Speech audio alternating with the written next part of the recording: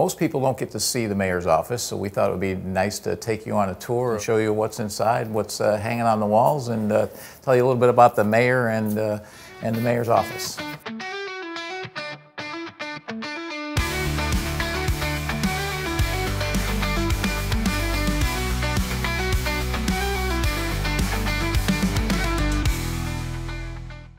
As you walk into the mayor's office, we have these three pictures hanging on the wall. Jen, my first assistant, decided to put up here.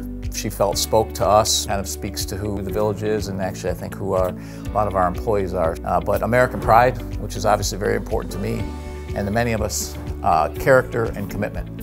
As we move into the mayor's conference room, you'll see we have zoning maps and subdivision maps.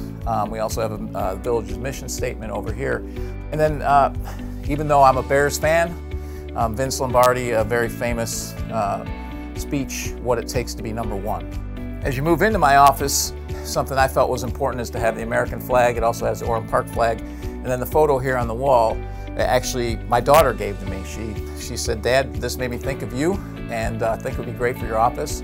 It's of George Washington crossing the Delaware, and it was a French painter that painted it, and it was kind of his vision of America. And it shows George Washington, obviously he was not in regalia when he crossed the Delaware, but he is in this. But the people in the boat, you have a Scotsman, you have an English longshoreman, you have an African American, you have a Native American Indian, you have a frontiersman, you have a woman. So even back then, his vision of America is that we were a melting pot and that all these people made America great. I have a few things from my dad. My dad had very few possessions when he passed away. Aside from pictures of the family, he really had three possessions. One was this baseball, which was an OYA team that he coached that won the championship in the 60s.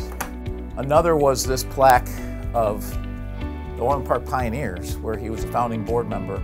And as many of you know, I was part of that organization in his very first game. So it goes way back then, so this was very important to him. And then lastly was another flag, a flag that I flew over Iraq, and I flew it on April 7th, actually 1998, it says here on the inscription. And then it came with a picture of who I flew with and a picture of the airplanes with the squadron as well. Things that are on this wall, you see pictures from coaching OA baseball and basketball, as well as Magic baseball and basketball. So those are all teams that I coach and kids that I coach. They're all grown now, and most of them doing extremely well. It's great to have been able to give back to the kids. On this desk, you see some things from the Veterans Association, as well as my son and his wife at their wedding. Picture of Colin Powell greeting my oldest daughter when I came back from a deployment. Picture of my son and daughter when they were little, as well as various coins that I received since I've been here, plus some from my military days as well. Then if you flow to the rest of the desk, the important things in the middle, my kids, all three of them together, and then my two granddaughters. On the back wall, you have my commission to the Air Force, another very cool picture of the plane that I flew. Also my diploma from Duke, as well as from Arizona State. And then some more pictures, picture of my lovely wife Betty, and me talking to Colin Powell when I landed. So this is the mayor's office, and this is where all a lot of the meetings take place and all the hard work gets done. So glad we could take you in here and show you. Not too many people get to see it, so that would be good for you to see.